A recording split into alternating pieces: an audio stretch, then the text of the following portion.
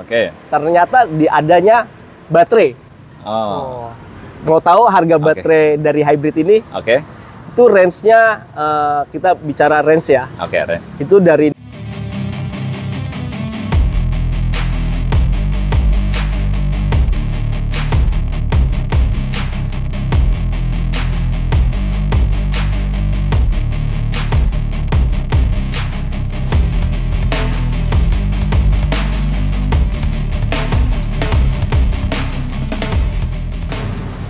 Assalamualaikum warahmatullahi wabarakatuh.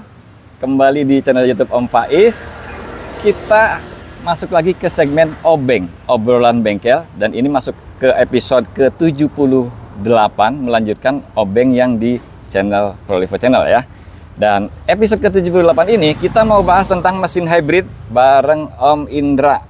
Halo Om Faiz. Apa kabar Om Indra? Baik. Sehat ya? Alhamdulillah. Saya Indra Kurniawan dari owner bengkel Quick Service. Quick Service? Yes. Oke.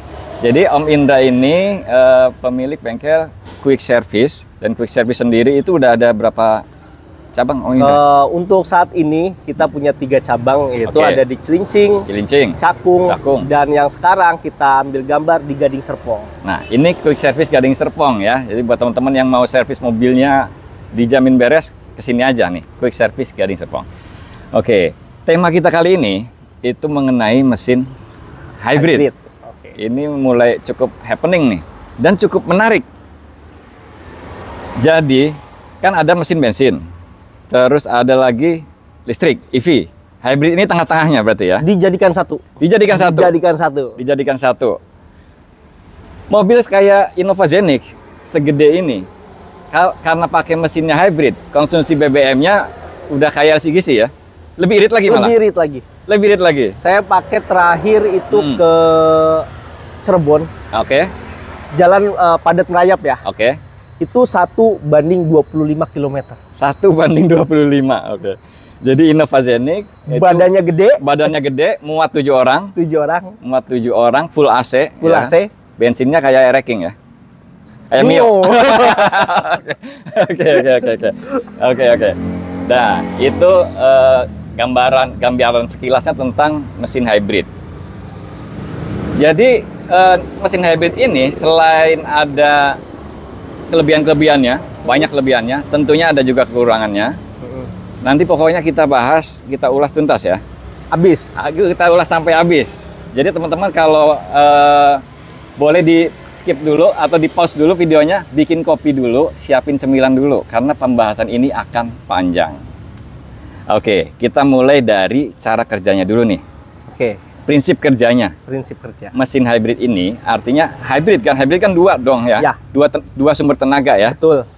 Kalau di Toyota sendiri nih, kayak Zenix ini berarti mesin bensin sama motor listrik. Betul. Cara kerjanya itu gimana? Seperti apa? Nah, pertama saya akan jelaskan dulu ya. Teknologi hybrid itu sudah 4 generasi. 4 generasi, oke. Satu ada THS 1, Toyota Hybrid System 1. Oke, di Toyota udah 4 generasi ya, THS 1. Itu menggabungkan motor listrik dan motor bensin dijadikan satu, jalan bareng. Jalan bareng terus? Bareng terus. Ya. Jadi komposisinya 50-50. 50-50. Dan yang kedua, itu THS 1 ya? THS 1. Nah, sekarang yang kedua THS 2 nih. THS 2. Oke. Itu diparalelkan. Diparalelkan itu gimana artinya? Bisa gantian. Motor listrik atau motor bensin yang menyala. Jadi selalu gantian. Ya. Kalau bensin nyala, listriknya mati. Oke. Ya. Berarti pada saat baterainya kosong berarti bensin aja. Betul. Terus sambil ngisi bensin, ngisi baterai tuh. Terus kalau baterainya udah penuh, bensinnya mati, motor listriknya yang jalan. Jadi bergantian. Ini istilahnya paralel. Dan yang ketiga, generasi ketiga THS 3 itu seri paralel.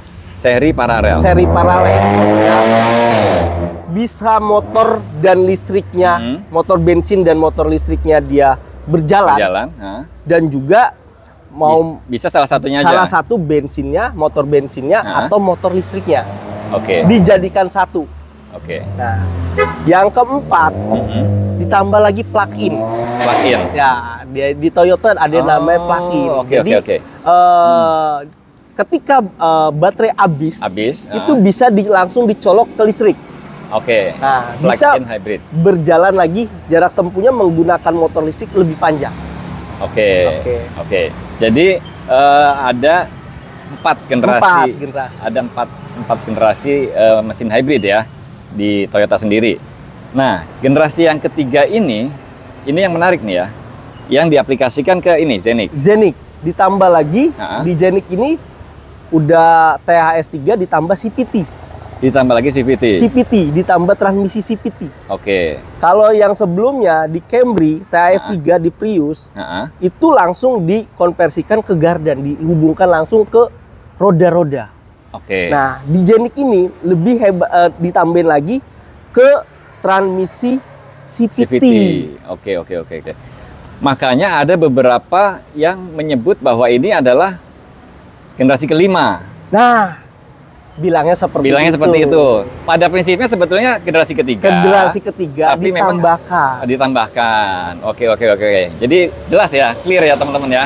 Saya juga kan sering mendengar gitu ya, influencer membahas bahwa hybrid di Zenix dan Yaris Cross ini udah generasi kelima.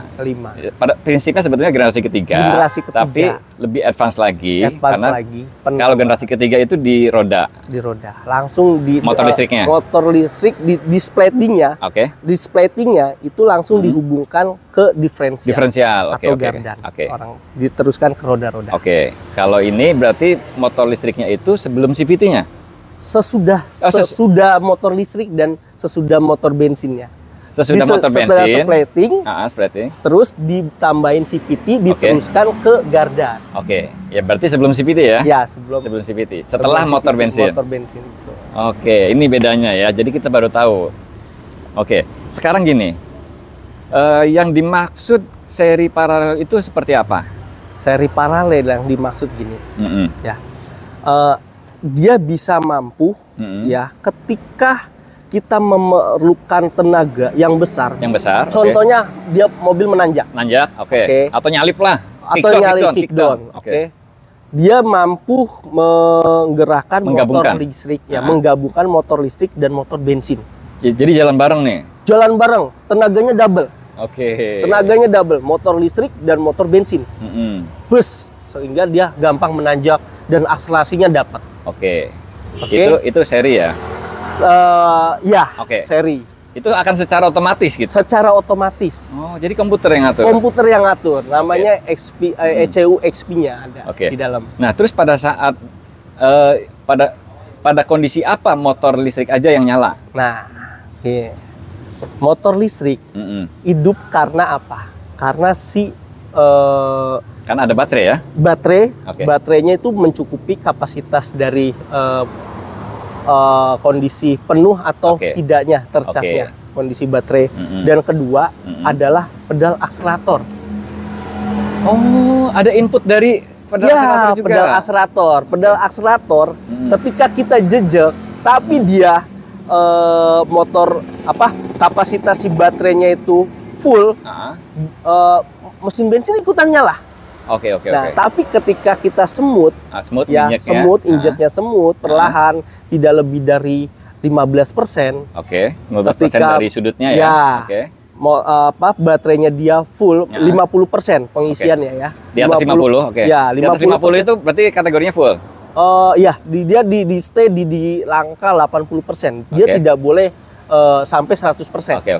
Dan itu akan di-cut di 100%. Nah, di 30% ke 50% motor listrik sudah bisa bekerja ketika kita injak pedalnya tidak secara dalam. Jadi kalau injak pedalnya 15% nih, sedangkan baterainya mencukupi, artinya engine-nya diam. Betul. Jadi motor listrik aja yang berfungsi. Makanya itu yang bisa menghemat. Menghemat. Ketika kita butuh menyalip, ujungnya apa? Ditekan pedal gas. Ditambah lagi motor bensinnya ditambahin, tenaganya ditambahin lagi ke motor listrik. Itu yang membuat power si hybrid ini besar. Gitu, nah, pemirsa. Pertanyaannya begini. Ini kan motor listrik udah jalan nih. Udah jalan pada saat kita eko kan ya. Pada saat kita akselerasi tiba-tiba ada tambahan tenaga dari motor bensin. Itu kan rasanya akan jeruk gitu. Bagaimana caranya bisa smooth?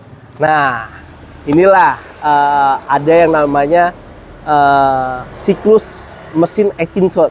Nah, Atkinson ya. Atkinson di mana langkah hisapnya itu lebih panjang dibanding langkah kompresi.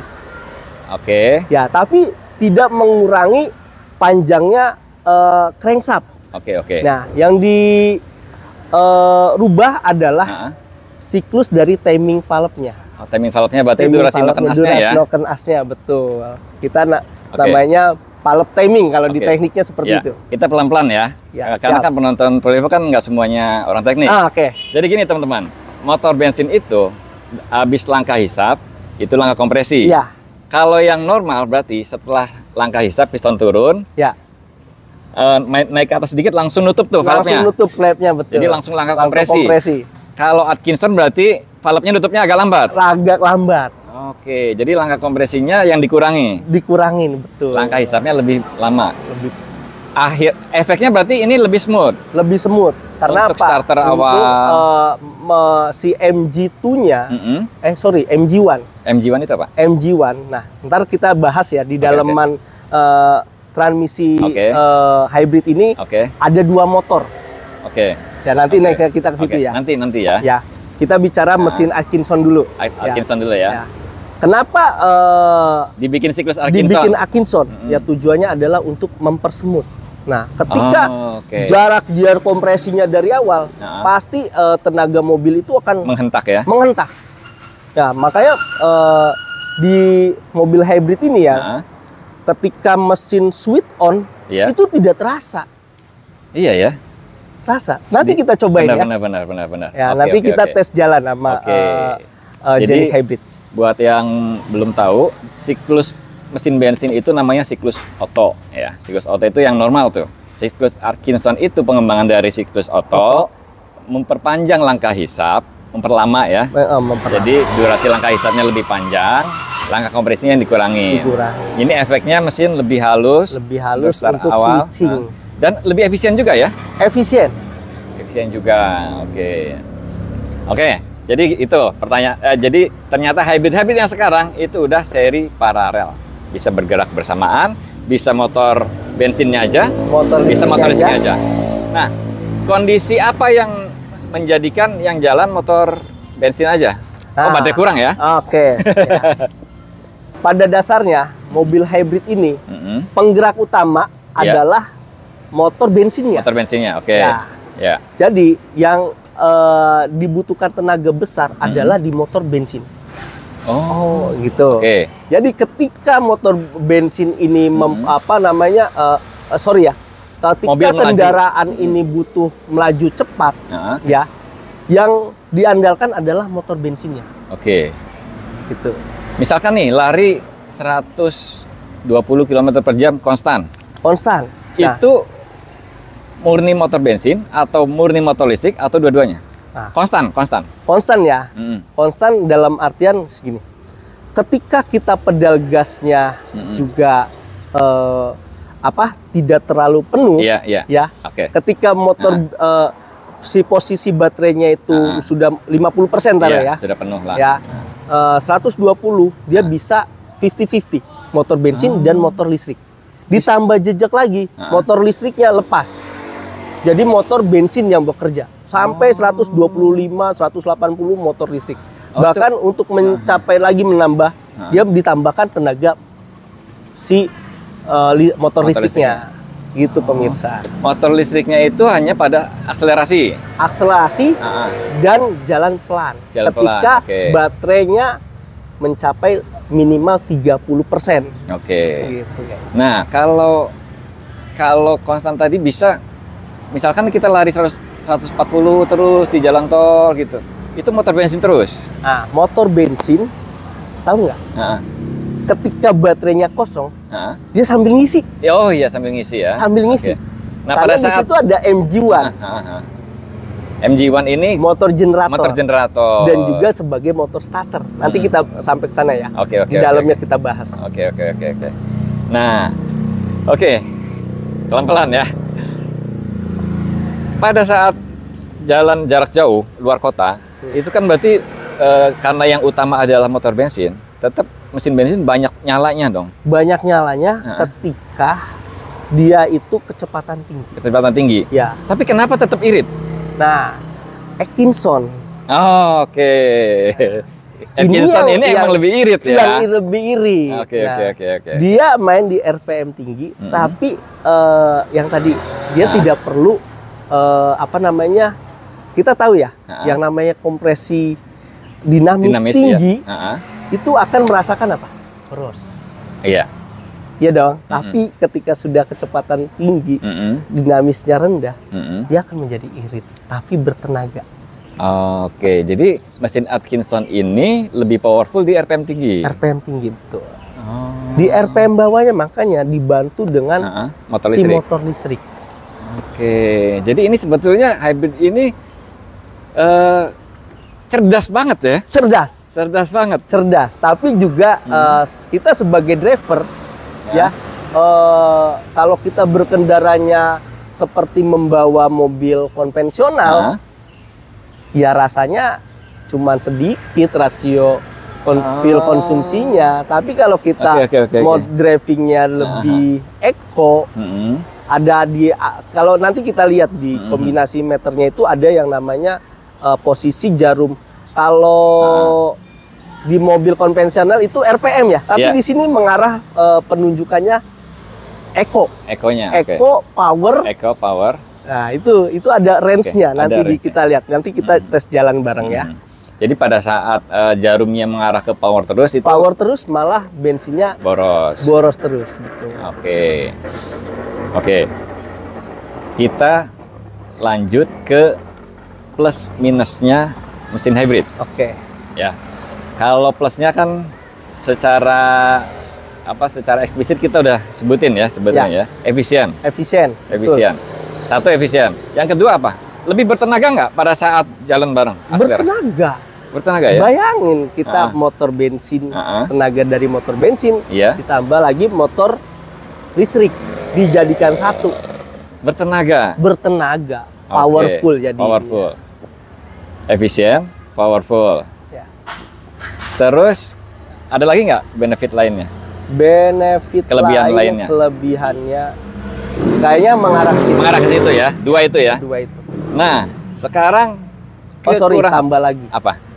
Pasti polusinya rendah. Oh iya, oke. Lebih rendah. Emisinya ya. Emisi gitu. Oke, 3 ya. Kelebihan mesin hybrid. Kekurangannya ada nggak sih? Nah, karena ya, di sini kan buka-bukaan aja nih. Iya kan? Oke.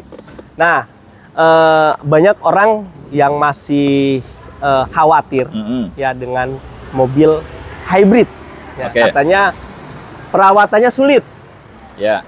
Banyak bengkel yang belum bisa memperbaiki. Udah gitu spare partnya mahal. Ternyata adanya baterai. Mau tahu harga baterai dari hybrid ini? Itu range-nya, kita bicara range ya. Range. Itu dari 60 juta sampai 80 juta. Baterai. Kalau di dealer. Gitu. Kalau di dealer. Nah, kebetulan kita sudah mampu mengganti persel. Per pack ya, di quick service pastinya. Jadi kelemahannya mesin hybrid ini adalah baterai. Itu udah nggak bisa dielakkan ya. Memang kelemahannya baterai. Memang ada usianya. Betul. Ada usianya. Dan baterai ini harganya mahal, betul. Kalau satu set. Nah, pada saat misalkan nih baterainya rusak, taruhlah kan Camry kan udah hybrid dari 2013 ya. 2012. Udah 10 tahun, udah 12 tahun yang lalu lah ya. Dari 2012 sudah hybrid. Pada saat baterainya rusak, itu tetap bisa jalan mobil kan? Betul. Jadi murni mesin bensin terus nih. Betul. Karena baterainya ngedrop misalkan. Efek sampingnya apa? karena adalah mobil hybrid di Toyota itu adalah tenaga utamanya itu motor bensin, ya. Motor bensin tetap mobil masih bisa berjalan. Masih bisa berjalan. Nah, itulah efeknya apa? Efeknya negatifnya dia fuel consumption-nya hampir sama lah, sama-sama misalkan dia Camry. Ya, dia sama fuel consumption sama Camry. Sama Camry yang gasolin yang gasolin, betul. Tetapi minimnya tenaganya tidak ada. Oh, gitu. Dia berat. Ya, mampu berjalan tapi lemot. Orang bilangnya lemot ya kalau tidak bertenaga. Jadi misalkan teman-teman pakai mobil hybrid nih, baterainya udah ngedrop, dipaksain aja karena mobil Toyota ini hybrid tetap sistem utamanya engine. Itu jalan sih jalan ya. Betul. Tapi jadi lemot. Jadi lemot, konsumsi BBM-nya ya jadi kayak mobil biasa, bukan kayak hybrid. Mobil biasa, betul. Karena mesin Atkinson itu memang torsi di RPM bawahnya rendah ya. Rendah, betul. Makanya akan terasa lemot. Ya. Nah, biar bisa normal lagi, baterainya dibenerin. Mau nggak mau ya? Mau nggak mau. Kalau secara di bengkel resmi berarti baterainya diganti. Diganti satu pack. Satu pack. Ya, 60 sampai 80 juta lah misalkan. Nah, di quick service ini berarti si baterai ini bisa di repair. Diganti per pack. Di repair. Nah, baterai hybrid ini berapa volt sih? Dia kalau per pack-nya ya di angka 12 volt. 12 volt. Tinggal dikali aja dia di seri. Itu kalau nggak salah sekitar 280 volt. Yang Camry itu 280 volt. 280 volt. Per pack-nya 12 volt. Iya, 280 volt. Kurang lebih seperti itu. Tapi pada kenyataannya motor listriknya itu mampu berputar itu menggunakan di 560 volt. Oke. Nah, itu nanti ada kita lihat bagian lagi dari sistem mobil hybridnya ada inverter di dalamnya. Oke. Jadi si baterai ini masuk inverter dulu, voltasenya jadi dinaikin. Betul, di boost. Masih panjang, banyak. Nanti kita sambung lebih dalam ke episode berikutnya ya. Tapi saya mau garis bawahi dulu bahwa kelemahan mesin hybrid ini ada di baterainya. Cuman buat teman-teman yang pakai mobil hybrid nggak usah khawatir, sudah ada yang bisa repair baterai. Artinya nggak mahal. Nah, kalau misalkan nih di quick service baterai itu diperbaiki, ini kan selnya kan mungkin ada 20 lebih ya? 28. Ada 28 sel, ada 28 pack ya, karena di dalam pack itu ada beberapa sel lagi ya. Misalkan yang rusak, yang diganti satu pack aja, itu biayanya jauh lebih murah berarti? Jauh lebih murah. Tapi kita juga harus melihat yang akan potensi baterai itu rusak lagi. Nggak semerta-merta yang terlihat drop, misalkan ada satu pack baterai di angka 8 volt. Ini masih udah jelek nih, tapi masih ada yang 10 volt. Ya kita ganti yang 10 volt. Karena apa? Supaya si customer tidak bolak-balik ke bengkel kita. Gitu. Pengerjaan penggantian pack baterai itu berapa lama? Kalau kita mengganti itu kurang lebih di 4 jam. 4 jam? 4 jam. Tapi bukan kita lakukan booking service dulu ya. Sorry. Kita lakukan booking service, ya. Kita telepon ke petugas quick service, kita mau ganti baterai hybrid mobil ini. Kita siapkan stolnya, kita siapkan baterai packnya. Ketika sudah bongkar, ya cuman 4 jam sudah kelar. 4 jam itu dengan booking dulu. Nah, untuk penggantian per packnya kisaran berapa sih? Nah, kita itu jual per paket. Per paket warantinya. Udah berikut warantinya. Jadi bukan kita jual per pack. Ya, jadi untuk punya si customer ini punya rasa aman juga. Ya. Jadi repair baterai pack misalkan repair baterai beserta warantinya di quick service itu tetap jauh dibanding ganti baterai pack. Bisa seperempatnya atau setengahnya? Kalau kita lihat, biasanya kita seperempatnya. Jauh dari 60 juta. Oke. Gitu ya solusinya teman-teman, kalau misalkan baterai udah ngedrop itu belum tentu semua packnya ngedrop. Betul. Belum tentu ya. Betul. Biasanya berapa sih? 1 pack atau 2 pack atau? Biasanya yang kena mobil udah di atas 6 tahun itu 5 sampai 8 pack. 5 sampai 8 pack. Oke. Dan itu kalau diperbaiki jadi bagus lagi, biayanya cuma seperempatnya daripada ganti baru. Betul. Oke, itu pun mobil yang udah di atas 6 tahun ya? Di atas 6 tahun. Berarti sebetulnya nggak usah worth it. Iya, nggak usah dikhawatirkan ya? Nggak usah khawatir, kita sudah bisa nanganin. Oke. Karena gini teman-teman, pada saat teman-teman pakai mobil, misalkan nih, Scenic Hybrid buat harian, BBM yang biasanya 2 juta, mungkin bisa jadi 1 juta ya? Betul. Separuhnya ya? Betul. Jadi setiap bulan udah hemat 1 juta sebetulnya. Oke. 5 tahun udah hemat 60 juta juga. Tapi kita masih nggak perlu beli baterai di angka 60 juta. Iya. Oke. Kalau orang bilang biasanya pedagang ya. Konsumen kita kebanyakan pedagang. Oke. Karena pedagang biasanya jeli tuh hitungannya gitu ya. Ya udah hubungannya biasanya banyak pedagang. Oke. Jadi sebetulnya masih worth it pakai mobil hybrid karena baterai nggak semahal itu. Nggak semahal itu, tidak seperti EV. EV harga baterainya tahu nggak? 80% loh dari mobil harga jual secondnya. Nah, iya. Pokoknya mobil gua harus hybrid besok. Oke. Besok mobil gua hybrid. Ya. Oke. Jadi kurang lebih pembahasan awal kita tentang hybrid mungkin itu dulu ya, Om Indra ya. Takutnya kalau terlalu dalam sulit dipahami. Nanti berikutnya step by step, pelan-pelan bahas tentang mobil hybrid. Kesimpulan saya berarti mesin hybrid yang sekarang ini cerdas banget. 1. Betul. Yang kedua, efisiensi ini udah jelas ya. Betul. Mungkin bisa 2 kali lebih efisien ya. Betul. Soalnya sekelas Zenix bisa 1:25. Betul. Normalnya mobil segini itu kan 1:12. 1:10. 1:10. Oke.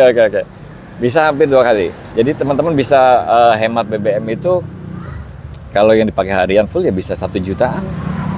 Apalagi kalau yang biasa pakai bensin yang mahal gitu ya.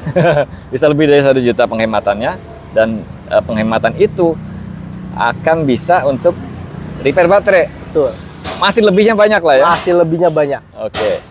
Dan poin yang ketiga, mobil hybrid ini asik ternyata, bertenaga ya. Bertenaga. Karena pada saat kita butuh akselerasi, itu dua-duanya jalan. Dua-duanya jalan. Oke. Dan apa lagi ya? Emisinya rendah ya. Emisinya rendah. Kita bisa mencintai lingkungan. Yang populasi perkotaan ini udah luar biasa polusinya ya. Polusinya tinggi banget.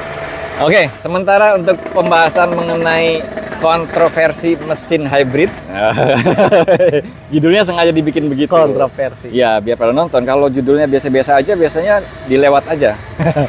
Kontroversi mesin hybrid, part 1 sampai segitu dulu ya, Om Indra. Nanti berikutnya kita perdalam lagi konstruksinya mesin hybrid ini apa aja, ya kan? Terus apa aja yang perlu diperhatikan, terus cara pakai mobil hybrid itu seperti apa. Nanti kita lanjut di part berikutnya di obrolan bengkel. Jadi stay tune terus di channel YouTube Om Faiz. Om Indra, terima kasih banyak. Sama-sama Om Faiz, sehat selalu. Sehat selalu buat Om Indra, sehat selalu buat teman-teman semua. Makasih banyak udah nonton. Wassalamualaikum warahmatullahi wabarakatuh.